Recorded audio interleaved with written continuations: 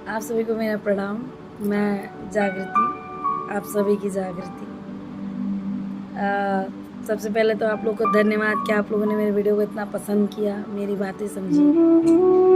Actually मैंने कोशिश की थी, मेरा मंथली इंजेक्शन का टाइम था, मैं बनारस गई थी और मैंने कोशिश की थी कि मैं वहाँ की वीडियोस बनाऊं, बट टाटा का प्रोटोकॉल ऐसा है कि वहाँ पे आप अंदर में वीडियो शूट नहीं कर सकते हो। और मैं चूँकि वहाँ इतनी भीड़ होती है, बहुत रिपोर्ट आने में भी अब टाइम लगता है, बहुत सारी जांचें होती हैं, तो उसी में मेरा टाइम निकला। मैंने वीडियो बनाई भी थी, लेकिन मैंने अपने जब डॉक्टर से पूछा तो उन्होंने मना कर दिया कि जागृति तुम ये वीडियो अपलोड नहीं करना, तुम्हारी जर्नी बहुत अच्छी जा रही है। उन्हें भी काफ़ी उन्होंने मुझे अप्रिसिएट किया इस काम के लिए, लेकिन कुछ प्रोटोकॉल है जिन्हें फॉलो करना पड़ता है। एक्चुअली मेरे रिपोर्ट्स में ये है कि विटामिन डी की बहुत ज़्यादा कमी हो गई और उसका भी इंजेक्शन लगा, फिर जो मंथली लगता है वो भी लगता है, लेकिन अभी भी मेरे कीमो की गोलियां, वो दवाएं एज इट इज चलेंगी। जैसा कि पिछली वीडियो में मैंने बताया था कि जब मेरा रिपोर्ट आ गया और हम लोग जान गए कि ये कैंसर ही है और मुझे लड़ना है, तो मेरे सामने सबसे बड़ा यक्ष प्रश्न था, मेरी बेटी वो कैसे रहेगी, कहाँ रहेगी। उसको छोड़ना मेरे लिए सबसे बड़ा टास्क था, क्योंकि अभी वो 1 साल कुछ महीने की उस समय थी। इतनी समझ तो उस बच्ची में नहीं थी कि क्या हो रहा है माँ के साथ। आज भी जब वो सोई रहती है और मैं नहीं दिखती हूँ तो वो खोजने लगती है, क्योंकि उस टाइम अक्सर उसको सुला के ही मैं जाती थी छोड़ के।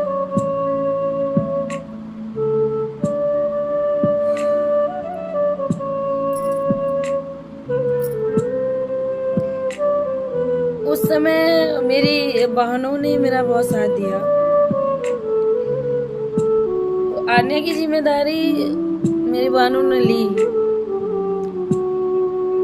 फिर चूंकि 12 कीमो थे मेरे, प्लान हुए थे,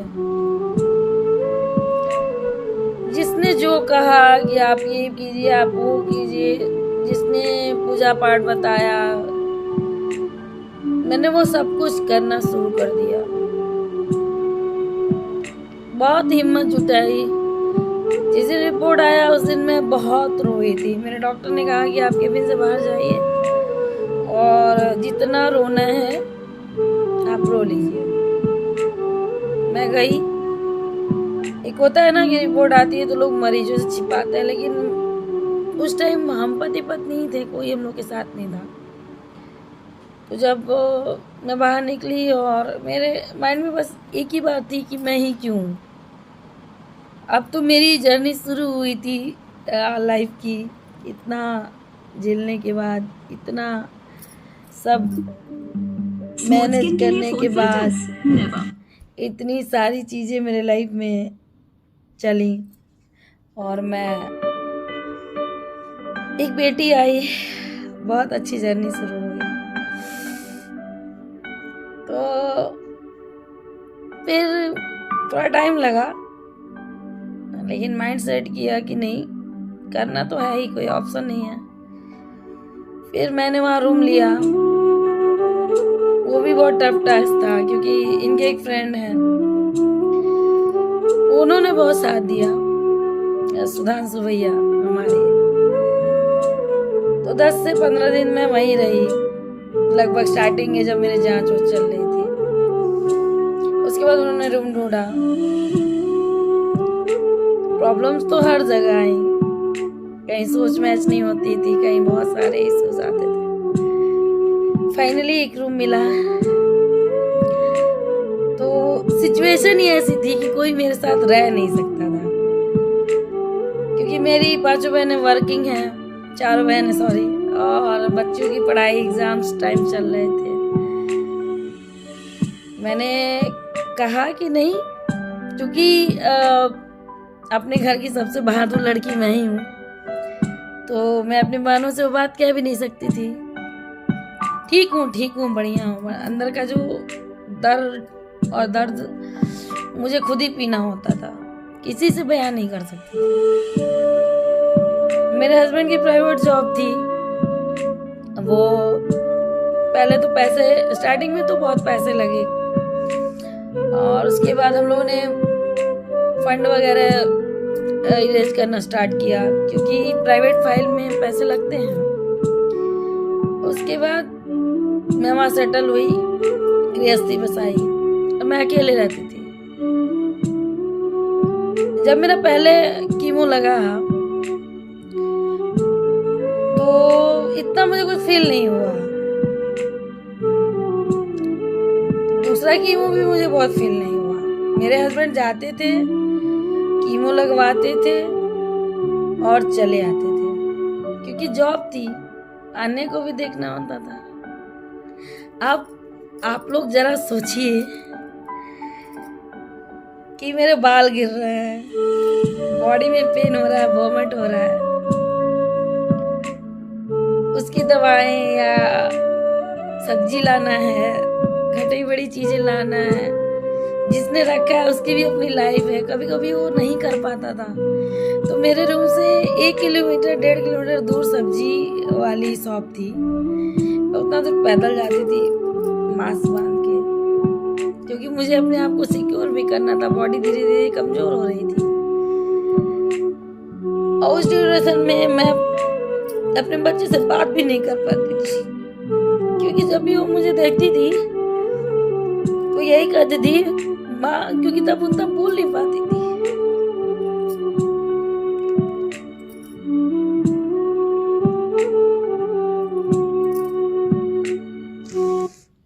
तब उतना बोल नहीं पाती थी, सबसे ज्यादा दर्द वही था।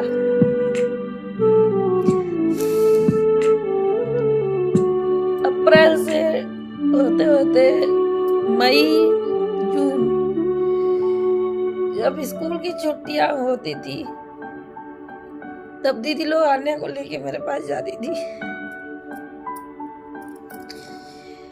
बस वही 1-2 दिन 4 दिन मुझे मेरी बेटी के साथ मिलते थे।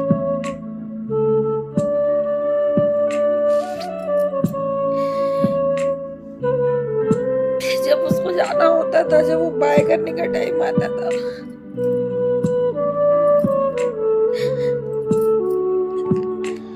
सॉरी, मैं रो रही हूँ। मैं इन दिनों को याद ही नहीं करना चाहती थी, लेकिन मेरे जैसी बहुत सारी औरतें हैं जिससे ये दर्द से गुजर रही हैं।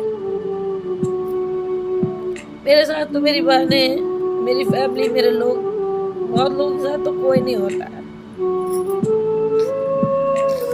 इस तरह से मेरी कीमो की जर्नी शुरू हुई, और थैंक गॉड कि मेरे साथ मेरे हस्बैंड इतने अच्छे कि वो जब मेरे बाल गिरने लगे तो मैंने उनसे ट्रिमर दे के कहा कि पांडे जी आप मेरे बाल हटा दो, क्योंकि एक ब्राह्मण घर की औरत के लिए शादी के बाद बाल हटाना बहुत बड़ी बात मानी जाती है।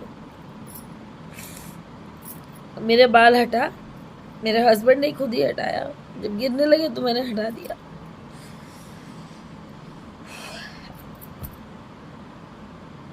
अब इससे आगे की जर्नी मैं अगली वीडियो में बताऊंगी, क्योंकि वीडियो बहुत लंबी हो रही है। आप लोग से निवेदन है कि आप लोग मेरी इस जर्नी को सुने, जाने, शायद इससे कुछ सीख मिले। इसको अपना प्यार दें, लाइक करें, सब्सक्राइब करें। मुझे आप लोग के प्यार और सपोर्ट की बहुत ज़्यादा ज़रूरत है। हो सकता है मेरी कहानी किसी के लिए रास्ता बन जाए। Thank you so much.